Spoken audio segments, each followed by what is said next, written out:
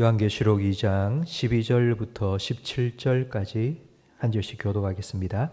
바가모 교회의 사자에게 편지하라. 좌우에 날선 검을 가지시니가 이르시되 내가 어디에 사는지를 내가 아노니 거기는 사탄의 권자가 있는 데라. 내가 내 이름을 굳게 잡아서 내 충성된 증인 안디바가 너희 가운데 곧 사탄이 사는 곳에서 죽임을 당할 때에도 나를 믿는 믿음을 저버리지 아니하였도다. 그러나 내게 두어 가지 책망할 것이 있나니 거기 내게 발람의 교훈을 지키는 자들이 있도다. 발람이 발락을 가르쳐 이스라엘 자손 앞에 걸림돌을 놓아 우상의 제물을 먹게 하였고 또 행음하게 하였느니라. 이와 같이 내게도 니골라 당의 교훈을 지키는 자들이 있도다. 그러므로 회개하라. 그리하지 아니하면 내가 내게 속히 가서 내 입의 검으로 그들과 싸우리라. 귀 있는 자는 성령이 교회들에게 하시는 말씀을 들을지어다. 이기는 그에게는 내가 감추었던 만나를 주고 또 흰 돌을 줄 터인데 그 돌 위에 새 이름을 기록한 것이 있나니 받는 자 밖에는 그 이름을 알 사람이 없느니라. 아멘. 우리 고난주간 기도회 때 요한계시록 2장 3장 말씀에 나오는 7교회에 주신 예수님의 마지막 당부의 말씀을 함께 살펴보았습니다. 7교회인데 기도회는 5일밖에 되지 않아서 2교회를 뺐거든요. 그래서 오늘 그 2교회 중에 하나인 버가모 교회에 대한 말씀을 함께 듣도록 하겠습니다. 우리 12절 말씀을 다시 한번 화면을 보면서 읽겠습니다. 버가모 교회의 사자에게 편지하라. 좌우에 날선 검을 가지시니가 이르시되. 각 교회에 주신 말씀들은 예수님의 자기 소개로 시작됩니다. 각 교회마다 다 다르게 소개해 주셨는데요. 예수님께서는 그 교회의 형편과 상황에 맞는 딱 필요한 권능과 영광을 가지신 모습으로 자신을 소개해 주셨습니다. 버가모 교회에는 양날선, 검을 가진 분으로 그렇게 소개를 해 주십니다. 좌우에 날선 검, 이게 무엇을 의미하는지 제가 사진을 한 장 준비했습니다. 이 사진은 로마 군이 늘 들고 다니며 전투할 때 사용했던 로마 군인의 검입니다. 근데 이 칼의 이름이 바로 글라디우스입니다. 글라디우스라는 말은 라틴어로 검, 칼이라는 뜻입니다. 아마 여러분 글래디에이터라는 영화를 보신 분이 계실 겁니다. 그 글래디에이터는 바로 이 글라디우스를 들고 싸우는 사람, 바로 검투사라는 의미입니다. 로마 황제는 자기가 이 칼을 가진 군대로 정복한 그 지역에 총독을 세울 때에 총독에게 이 칼을 하사했습니다. 이 칼을 쥐고 있다는 말은 통치권을 내가 가졌다라는 뜻이고요. 그 통치권을 내가 쥐고 있다는 것을 가장 잘 보여주는 게 바로 사형 집행권입니다. 그러니까 로마 총독이 딱 이러고 있다가 이렇게 하면은 죽고요. 이렇게 하면은 삽니다. 바로 이렇게 사람을 죽이고 살리는 권한이 총독에게 있고 황제에게 있다는 것을 보여주므로 지금 이 지역을 황제가 통치하고 있다는 것을 드러낸 것입니다. 사도신경에 보면 예수님께서 본디오 빌라도에게 고난을 당하고 죽으셨다고 나와 있습니다. 본디오 빌라도는 로마 총독입니다. 예수님께서 로마 총독에 의해 죽임을 당한 이유가 바로 이 로마 법 때문입니다. 로마는 자기가 통치한 지역에 사형권을 반드시 황제와 총독에게만 주었습니다. 왜냐하면 그게 통치권을 가장 잘 보여주는 방법이기 때문입니다. 버가모 교회에 찾아오신 예수님께서는 바로 이 검을 들고 계십니다. 그 말은 바로 이 버가모 교회를 예수님께서 지금도 통치하고 다스리고 계신다는 것을 보여주신 것입니다. 13절 말씀. 여러분, 예수님께서 교회를 다스린다. 이건 누구나 다 아는 말입니다. 그런데 예수님께서 교회를 다스린다는 말이 진짜 말뿐이 아니라 실제라는 것을 이 13절 말씀은 우리에게 잘 보여주고 있습니다. 함께 읽겠습니다. 내가 어디에 사는지를 내가 아노니 거기는 사탄의 권자가 있는 데라. 내가 내 이름을 굳게 잡아서 내 충성된 증인 안디바가 너희 가운데 곧 사탄이 사는 곳에서 죽임을 당할 때에도 나를 믿는 믿음을 저버리지 아니하였도다. 내가 잘 안다. 예수님께서 지금 통치하고 다스리시는 버가모 교회의 상황과 형편을 예수님께서는 다 지켜보고 계십니다. 예수님께서 통치하고 다스리고 계신다는 분명한 증거입니다. 지금 예수님께서는 버가모 교회가 어떤 어려움을 겪고 있는지, 그리고 어디에 지금 버가모 교회가 세워져 있는지를 잘 안다고 말씀하십니다. 바로 사탄의 권좌가 있는 곳에 버가모 교회가 세워져 있습니다. 사탄의 권좌, 이 권좌는 성경의 다른 부분에는 보좌라고 번역이 되어 있습니다. 그 보좌라는 곳은 왕이 앉아서 통치하는 곳입니다. 그러니까 사탄의 권좌라는 말은 바로 사탄이 통치하고 있는 곳에 이 버가모 교회가 세워져 있다는 의미입니다. 예수님께서 지금 그렇게 말씀하신 거예요. 그 당시에 버가모의 상황을 알면 예수님께서 왜 이런 말씀을 하셨는지 우리는 쉽게 이해할 수 있습니다. 버가모, 그 당시에 버가모는 지금 우리나라의 세종시와 비슷한 도시입니다. 그러니까 로마를 옮겨 놓은 도시, 그러니까 작은 로마라 할 수 있는 곳이 바로 이 버가모였습니다. 정치와 그리고 또 군사의 중심지였습니다. 그래서 7도시들 중에 지금 2장과 3장에 나오는 7도시들 중에 가장 사람이 많이 살았던 도시가 바로 이 버가모였습니다. 버가모의 유적을 발굴하면서 거기에 사람이 가장 많이 살았다는 증거들이 속속 드러났는데요. 그 중에 하나가 바로 버가모에는 20만 권이나 되는 책을 저장해 놓은 도서관이 발굴이 되었습니다. 여러분, 지금도 20만 권 책 있다 하면 도서관 아마 정말 큰 도서관입니다. 그런데 지금부터 2000년 전에 20만 권의 책을 소장하고 있는 도서관이 있었다. 여러분, 얼마나 그 도시가 사람들이 많이 붐빈 도시였는지를 우리는 충분히 이해할 수 있습니다. 그리고 그 도시에는 병원이 있었습니다. 그 병원에 일했던 의사 중에 한 사람이 여러분이 잘 알고 계시는 의학의 아버지 바로 히포크라테스입니다. 히포크라테스가 바로 이 버가모 지역에 있는 병원에서 일했습니다. 뭐 라우디게아처럼 온천이 있는 지역도 아닌데 사람들이 워낙 많이 있으니까요. 그래서 병원도 세워지게 된 것입니다. 이렇게 각 지역에서 몰려온 인종이 서로 다른 사람들, 그 사람들을 하나로 묶기 위해서 로마가 쓴 정책이 바로 황제 숭배입니다. 그러니까 황제를 신격화해서 그 황제의 신전에 다 모여서 절하도록 함으로써 여러 인종의 사람들이 함께 모인 버가모가 정치적인 그리고 군사적인 중심지가 되도록 만든 것입니다. 여러분, 황제 숭배를 모든 인종의 사람들이 다 함께 함으로 로마 시민으로 하나가 되도록 했습니다. 그런데 그때에 황제 앞에 절을 하지 않는 사람은 어떤 사람이겠습니까? 그 사람은 황제에 거역하고 반역하는 사람입니다. 그래서 반역자로 낙인을 찍고 죽였습니다. 황제를 반역하는 자니 죽어 마땅합니다. 그런데 이 황제 숭배를 반대한 사람이 있었습니다. 그 사람들이 바로 기독교인입니다. 여러분, 우리 일제강점기를 생각해 보면 이 버가모 교회가 황제 숭배가 아주 강력했던 그 도시에서 어떤 핍박과 박해를 당했는지를 우리가 짐작할 수 있습니다. 우리 일제강점기 때 신사참배를 강요했습니다.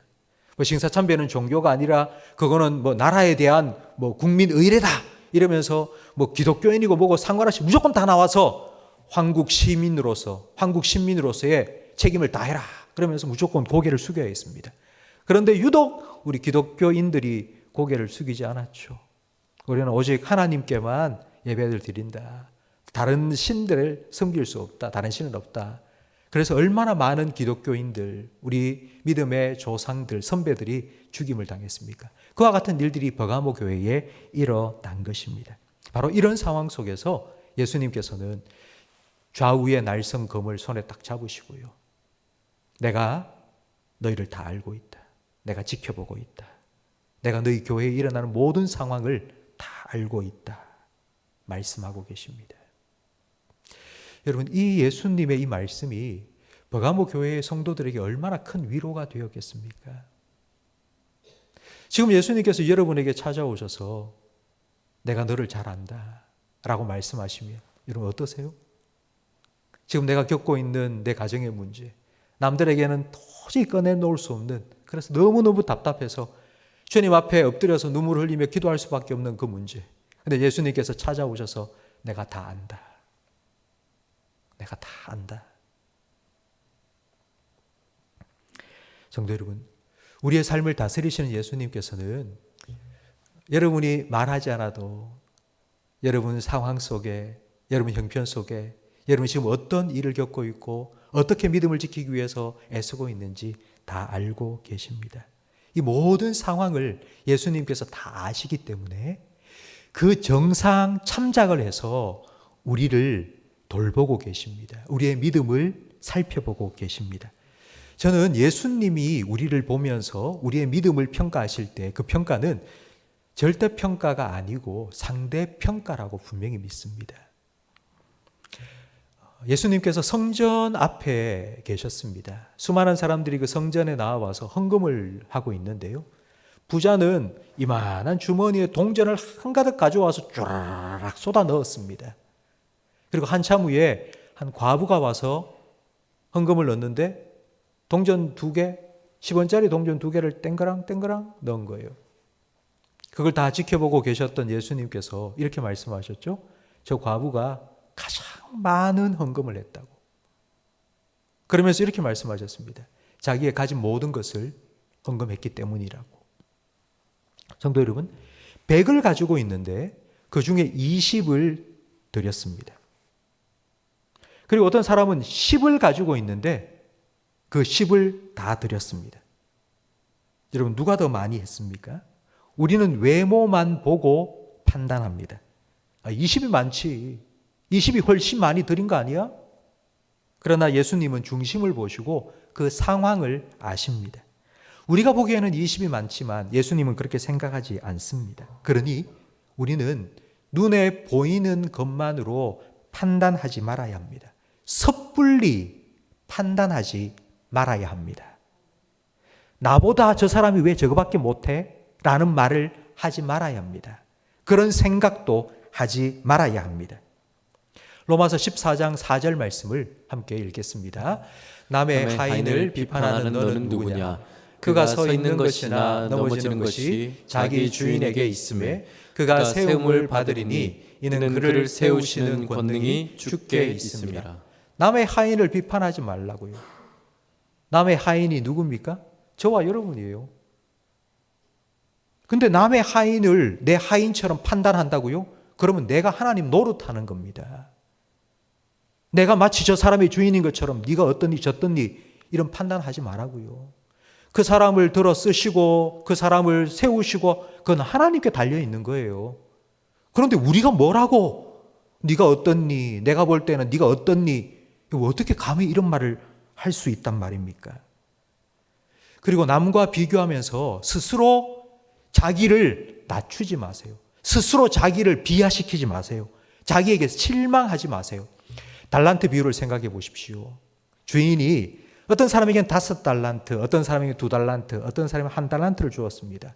근데 1달란트 받은 사람이 이런 마음을 가졌겠죠? 왜 나는 하나야? 저 사람은 5개 주고 난 2개 주고 나한테 딱 달랑 하나밖에 안 줘? 이 꼬작 이게 뭐야 이게? 이런 생각을 아마 분명히 가졌을 겁니다. 여러분, 예수님께서는 각자의 분량을 잘 아십니다. 그래서 각자에게 적당한 은혜의 분량대로, 축복의 분량대로 나누어 주십니다. 다 다릅니다. 여러분, 7교회 중에서 예수님께서 칭찬만 하시고 책망을 하지 않은 교회가 2교회입니다. 그 두 교회가 서머나 교회와 빌라델피아 교회입니다. 그런데 서머나 교회에 예수님께서 하신 칭찬이 무엇인지 여러분 기억나십니까? 너는 궁핍하지만 부요하구나. 가진 게 없어요. 그런데 예수님 보시기에는 너무 부요한 거예요. 빌라델피아 교회에 예수님께서 어떤 칭찬을 해 주셨는지 우리가 다음 시간에 우리 금요일 날 보게 될 텐데요. 작은 능력으로 네가 큰 믿음을 지켰구나. 가진 게 없어요. 능력이 별로 없는 거예요. 작은 능력을 가졌지만 그러나 믿음을 지켜냈다는 거예요. 주님께서 우리에게 요만큼 주셨으면 주님께서는 요만큼 주신 것만큼 우리에게 감당할 힘도 주시고 은혜도 주셔서 그만큼 평가를 해 주신다고요. 그렇기 때문에 우리는 남과 비교하면서 자랑할 것도 없고 비판하고 판단할 것도 없고 실망하고 낙심할 것도 없습니다. 오늘 우리가 살펴보는 버가모 교회도 강력한 박해 속에서 믿음을 굳게 지켰습니다. 우리 13절 말씀을 함께 다시 한번 읽어보겠습니다. 내가 어디에 사는지를 내가 아노니 거기는 사탄의 권자가 있는 데라. 내가 내 이름을 굳게 잡아서 내 충성된 증인 안디바가 너희 가운데 곧 사탄이 사는 곳에서 죽임을 당할 때에도 나를 믿는 믿음을 저버리지 아니하였도다. 사탄의 권자가 있는 곳에 세워진 버가모 교회 성도들이 내 이름을 굳게 잡고 있다. 예수님 말씀하셨어요. 예수님께서 요한계시록 1장에 보면 7뼈를 붙잡고 계신다 하셨습니다. 그러니까 7뼈는 교회거든요. 그러니까 예수님께서 교회를 굳게 붙잡고 있는 것처럼 버가모 교회 성도들은 예수님의 이름을 굳게 붙잡고 있는 거예요. 이름을 굳게 붙잡고 있다. 예수님의 이름을 굳게 붙잡고 있다라는 말이 무슨 뜻이냐면요. 나 예수 믿는 사람이야. 나 그리스도인이야. 이걸 담대하게, 떳떳하게, 부끄러워하지 않고 그렇게 고백을 했다, 밝혔다라는 의미입니다. 예수의 이름으로 일컬음 받는 것을 부끄러워하지 않은 거예요. 나 교회 다니는 사람이라고. 나 예수 믿는 사람이라고. 사탄의 보좌가 있는 그 버가모 지역에서 나 예수 믿는 사람이라고. 그렇게 예수님의 이름을 굳게 붙잡았던 사람 중에 한 사람이 바로 13절에 소개되고 있는 안디바라는 사람입니다. 예수님께서는 이 안디바를 내 충성된 증인이라고 소개해 주고 계십니다. 그러면 내 충성된 이랄 때 충성이라는 말은요, 서머나 교회에 예수님께서 죽도록 충성하라 라는 말씀을 주셨습니다. 그런데 그 죽도록 충성하라는 말을 우리는 이렇게 오해합니다. 죽도록 일해라. 근데 그런 의미가 아니고요. 죽도록 봉사해라 이런 의미가 아니고요. 충성이라는 말은 믿음이라는 뜻입니다. 그러니까 죽도록 충성하라는 말은 끝까지 믿음을 지켜라 라는 의미입니다. 그러면 이 내 충성된 증인이라는 말은 나에 대한 믿음을 끝까지 지킨 증인이라는 뜻이겠죠? 그러면 증인은 뭘까요?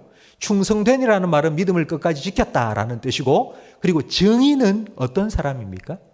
증인은 어떤 사실을 증명하는 사람입니다. 재판관 앞에 불려가서 어떤 사실이 맞냐 하고 질문을 받을 때에 그 질문에 대해서 진실된 증언을 하는 사람이 바로 증인입니다. 그렇다면 증인에게 있어 가장 큰 죄는 무엇일까요? 위증입니다. 거짓 증언하는 것, 거짓말하는 것이 증인에게는 가장 큰 죄입니다. 안디바는 예수 그리스도의 충성된 예수님을 믿는 믿음을 끝까지 지킨 증인으로서 황제가 나의 주님이 아니고 예수님이 나의 주님입니다 라고 증언했습니다. 어디에서? 사탄의 보좌 앞에서, 사탄이 통치하고 있는 그곳에서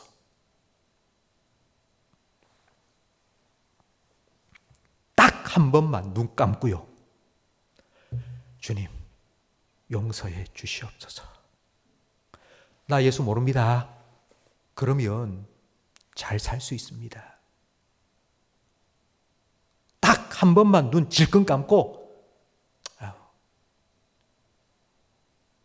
예수님 잠깐만요. 지금 요거만큼은 제가 좀 안 되겠습니다. 예수님 잠깐만 눈 좀 감아주시고 내가 요거 하고 다시 찾아올게요. 그러면 뭐 돈도 벌 수 있고요. 뭐 잘 살 수 있고요. 편안할 수 있고요. 어려움 당하지 않을 수 있고요. 그런데 이 버가모 교회 성도들과 이 안디바는 그렇게 하지 않았습니다. 로마의 좌우의 날선 칼 앞에서 예수님에 대한 믿음을 지키기 위해서 자기의 목숨을 내놓았습니다. 이런 버가모 교회 참 대단한 믿음을 가졌다 생각되지 않습니까? 그런데 예수님께서 이 버가모 교회에 책망할 것이 있다고 말씀하십니다. 우리 14절 말씀을 함께 읽겠습니다. 그러나 내게 두어 가지 책망할 것이 있나니 거기 내게 발람의 교훈을 지키는 자들이 있도다. 발람이 발락을 가르쳐 이스라엘 자손 앞에 걸림돌을 놓아 우상의 제물을 먹게 하였고 또 행음하게 하였느니라. 발람의 교훈을 지키는 자들이 있다. 이 말은 그 뒤에 나오는 15절 말씀에 보면 니골라 당의 교훈을 지킨다라는 말과 똑같은 말입니다. 그런데 이 발람의 교훈이 뭔지를 알아야 되겠죠? 네, 발람도 나오고 발락도 나옵니다. 이 발락은 모압 왕입니다. 이스라엘 백성이 출애굽하고 가나안으로 가는 길에 모압이 있었는데 모압 왕이 보니 이스라엘이 진군해 오는 걸 보니 너무 두려웠던 거예요. 그래서 발람이라는 무당을 찾아가서 돈을 듬뿍 주고는 야, 저주해라. 네가 잘하는 마술 가지고 저 이스라엘을 저주해서 우리 군대가 승리하도록, 전쟁에 승리하도록 좀 저주 좀 해도. 그렇게 돈으로 매수했습니다.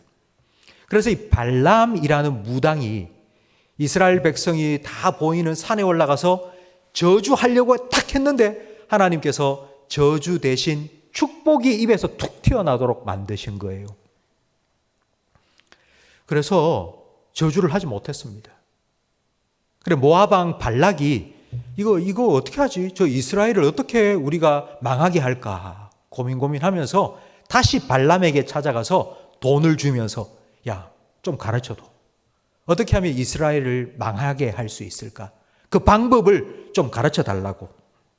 그래서 발람이 가르쳐 준 방법이 미인계였습니다. 모압 여자 중에 아주 예쁜 여자들을 골라라. 그리고 이스라엘 백성 앞에서 춤을 추면서 유혹해라. 그러면 이스라엘 남자들이 모압 여인과 간음을 하면서 그렇게 몸도 마음도 홀라당 빼앗겨버린 이스라엘 백성들이 그 모압 여인을 따라서 우상 숭배하는 자리까지 따라간 겁니다. 군대의 공격도 하나님께서 막아주셨고요. 그리고 발람의 저주도 하나님께서 막아주셨습니다. 그 어떤 것도 하나님의 보호막을 뚫지 못했습니다. 그런데 이스라엘 백성이 자기 발로 그 보호막을 걷어버리고 튀어나온 겁니다. 우상 숭배의 자리로 자기 스스로 걸어 들어간 것입니다. 이 일로 인해서 하나님께서 분노하셨고요. 이스라엘 중에 전염병이 번졌습니다. 단 며칠 만에 2만 4천 명이 죽임당했습니다. 바로 이게 발람의 교훈입니다. 지금 버가모 교회에 바로 이런 발람의 교훈과 비슷한 니골라당의 교훈, 바로 이단 사이비 가르침을 믿고 따르는 사람들이 들어왔다는 것입니다. 이 니골라당이 뭘 가르쳤는가 하면요, 그들의 가르침이 이런 겁니다. 우리는 구원받았어. 우리의 구원은 따놓은 당상이야. 우리는 예수 믿고 구원받았고 자유도 얻었어. 우리가 자유를 얻었기 때문에 우리는 마음껏 죄를 지을 자유도 있어. 죄를 짓고 교회에 와서 회개하면 다 용서받아. 그러니 세상에서 즐길 것 다 즐기고 교회에 와서 기도하고 예배드리고 그렇게 살면 돼. 하나님도 사랑하고 세상도 사랑하면 돼. 이게 바로 영적인 간음입니다. 교회 와서는 하나님을 정말 사랑하는데 교회를 딱 벗어나면 간음도 사랑하고 주식도 사랑하고 도박도 사랑하고 술도 사랑하고 마약도 사랑하고 세상을 또 사랑하는 겁니다. 이 얼마나 달콤한 유혹입니까? 세상에 즐길 거 다 즐기면서 신앙생활도 잘 하면 된다고. 여러분, 예수 믿으면 이거 하지 마, 저거 하지 마 하는 거 얼마나 많습니까? 우리가 교회 와서 듣는 얘기가 예수 믿는 사람은 이거 하지 마, 저거 하지 마 이런 말 많이 듣지 않습니까? 그런데 이 니골라당은 괜찮아. 뭐 간음 좀 하면 어때? 또 회개하고. 죄가 더한 곳에 은혜가 넘친다고. 뭐 그러면 되는 거 아니야? 여러분, 이게 얼마나 달콤한 유혹입니까? 이 땅에 사는 동안 내가 하고 싶은 짓 다 하면 살다가 죽어서는 내가 천국 가서 잘 산다? 이거 얼마나 기가 쏠깃합니까? 여러분, 바로 이게 이스라엘 백성을 망하게 만든 발람의 교훈이고 이게 바로 영적인 간음입니다. 하나님도 사랑하고 세상도 사랑해라. 군대도 뚫지 못하고 저주도 흔들지 못한 이스라엘 백성들을 넘어지게 만든 것이 바로 이겁니다. 네, 여러분, 지금 버가모 교회에 바로 이와 같은 니골라당의 교훈을 따르는 자들이 생겼다고 예수님께서 책망하신 겁니다. 그러면 왜 이런 일들이 일어날까요? 왜 교회 안에 이와 같은 발람의 교훈을 따르고 니골라당의 교훈을 따르는 자들이 생기게 되는 걸까요? 왜 이런 유혹에 넘어지는 걸까요? 두 가지 이유가 있습니다. 첫 번째는요, 신앙생활을 하긴 하는데 그 신앙생활이 지극히 자기중심적인 거예요. 여러분, 지극히 자기중심적인 신앙을 우리는 신앙이라 하지 않죠. 그걸 우리는 미신이라고 부릅니다. 여러분, 무당이 굿할 때 그 돈 주고 굿하는 걸 옆에서 지켜보는 사람 혹시 보신 적 있습니까? 비나이다 하면서 막 무당이 구슬하고 있으면 그 옆에서 막 이러고 있는 사람. 우리가 기도하는 것보다 더 열심히 기도합니다. 정말. 그리고 구슬 다 마친 후에 무당이 부적을 써줍니다. 그러면 그 부적을 탁 간직하는 게 우리가 성경 말씀을 정말 하는 것보다 훨씬 더 정말 자기 목숨처럼 그 부적을 간직하고 다닙니다. 여기 주머니 안에 절대로 뜯어지지 않도록 막 안에 뜯어가지고 그 안에 집어넣고 베개 안에 막 집어넣고 잘 때도 그걸 기운을 누리고 살겠다고. 그리고 그 무당에게 복채를 주는 게 우리가 뭐 주일날 예배드리면서 헌금 드리는 거 상상할 수 없는 금액입니다. 여러분, 근데 이런 사람을 보고 야, 저 사람 정말 믿음 좋다 이렇게 말하는 사람이 있습니까? 아니요. 그렇지 않습니다. 그 미신입니다. 미신. 여러분, 미신과 신앙의 차이는 바로 이겁니다. 미신은 내 노력과 내 물질로 신의 마음을 돌이켜서 내가 원하는 목적을 이루는 게 미신입니다. 내가 신을 바꾸려고 하지 나는 절대로 바뀌려고 하지 않습니다. 내가 원하는 게 이건데 나는 가만히 있고 내가 지금 이걸 돈도 주고 내가 이렇게 열심히 빌고 하면 신이 감동을 먹어서 내가 원하는 걸 이루어 달라고 이렇게 되게 해달라고 이게 바로 미신입니다. 근데 여러분 참된 신앙은 정반대입니다. 참된 신앙은 하나님을 바꾸려고 하지 않습니다. 예를 들어볼까요? 육지에 밧줄로 묶여있는 배가 있습니다. 그 배에 타고 있던 사람이 그 밧줄을 끌어당깁니다. 그 밧줄을 끌어당기면서 하는 말이 야, 내가 육지를 끌어당기고 있어. 여러분 그런 착각이 어디 있습니까? 내가 어떻게 하나님을 나한테 끌어당깁니까? 내가 하나님께로 끌려가는 거죠. 진정한 신앙은 바로 이런 것입니다. 내가 하나님을 믿으니까요. 그 하나님이 내게 원하시는 것이 무엇인지를 알고 그 하나님께 나를 맞추어 가면서 내가 변화되어 가는 거예요. 그게 신앙입니다. 그게 신앙. 왜 우리가 자꾸 유혹에 넘어지느냐 하면 너무 내 중심이에요. 내 중심. 내가 원하는 것 이루어주고 그러면 다 이단들이나 사이비 종교들이 하는 말은 다 그런 겁니다. 여기 들어오면은 네가 잘 될 거라고, 네가 복 받을 거라고, 네 문제가 다 해결될 거라고, 네가 기도하는 거 다 응답 받을 거라고. 그러니 유혹에 넘어갈 수밖에요. 두 번째 이유는 첫 번째 이유와 밀접하게 연관되어 있습니다. 뗄래야 뗄 수가 없습니다. 두 번째 이유는 하나님을 잘 모릅니다. 하나님의 말씀을 잘 몰랐습니다. 하나님이 나한테 뭘 원하시는지를 잘 모르기 때문입니다. 다른 교훈을 따르는 이유는 하나님의 말씀을 잘 몰라서입니다. 많은 분들이 하늘은 스스로 돕는 자를 돕는다. 이게 성경에 나오는 말인 줄 압니다. 없습니다. 성경에 나오지 않습니다. 제가 요즘 우리 성도님들이 살아가는 모습을 보면은 도대체 성도님들이 무엇에 따라서 생각하고 생활을 하시는가 보면은 주일날에 교회 와서 예배는 드리거든요.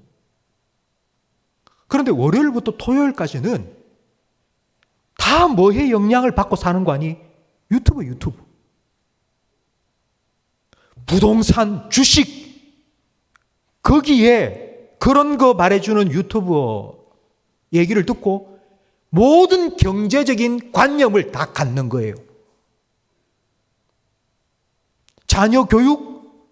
그것도 유튜버 찾아보는 거예요. 누가 거기에 전문가라더라. 그러면 그 사람이 하는 말이 곧 바이블이에요. 그렇게 안 하면은 자녀 교육을 망치는 줄 아는 거예요. 정치 이야기는 말할 것도 없죠. 그게 진짜라고 생각하는 거예요. 그 유튜버가 하는 말이 100%다 진실이고. 성도 여러분, 저는 그런 거 보지 마라 이렇게 말씀 드리고 싶지만 그렇게는 안 하겠습니다. 그거 보는 것만큼 성경 말씀 보세요. 그거 보는 것만큼 그 정도만이라도 해주세요. 그거 보고 그거 따라서 살고 그거 생각하고 사는 그 시간만큼만이라도 여러분 성경을 읽고 성경에 하나님께서 나에게 뭘 원하시는지를 좀 알아가 보세요.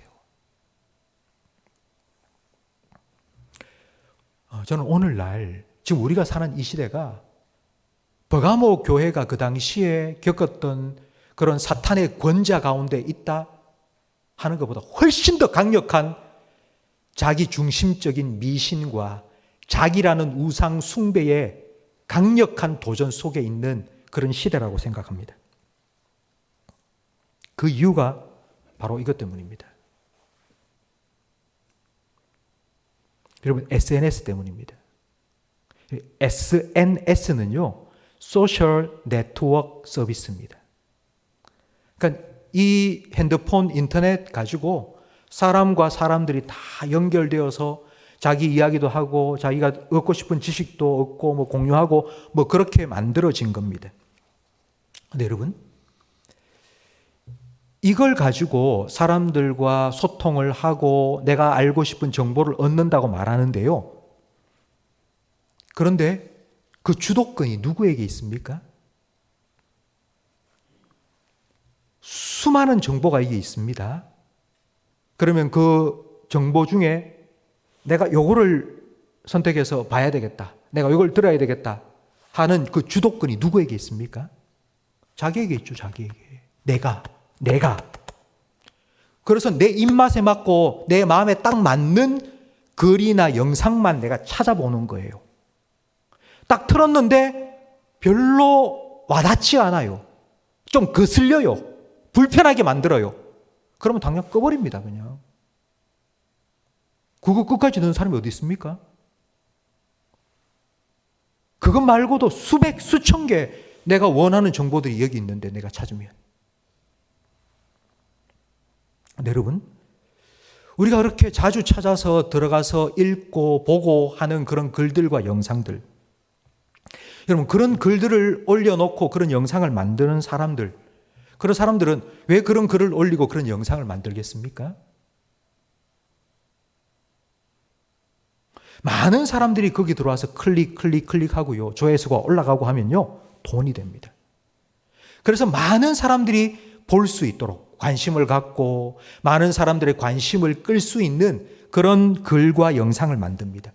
근데 요즘 가장 인기가 있는 그런 글과 영상의 주제가 무엇인가 하면요, 이런 겁니다. 상처, 트라우마, 위로, 자기 긍정, 뭐 이런 것들.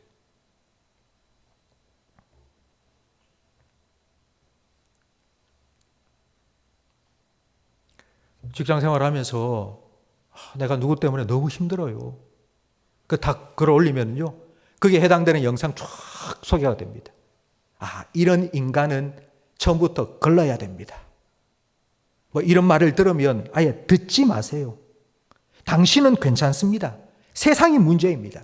그런 말을 하는 상사가 꼰대고 문제고, 그래서 자기 자신을 잘 지키라고, 너를 사랑하라고, 그리고 이런 얘기하는 사람은 아예 애초부터 걸러라고. 그러니까 이런 이야기를 막 읽고 들으면서요, 사람들은 이렇게 생각하는 거예요. 그러니까 나는 정상이고 세상 사람들은 다 이상한 비정상이고.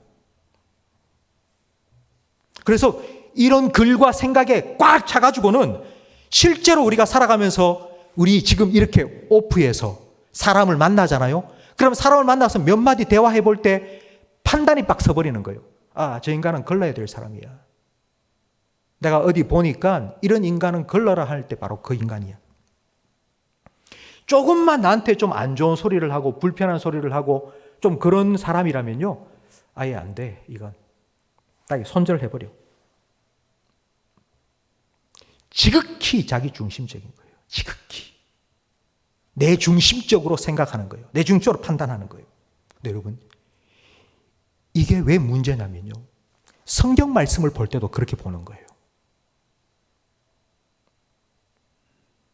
성경 말씀을 읽고 듣는데 나한테 필요한 말씀 아닌데 이거. 내가 이거 왜 듣고 있어야 되지?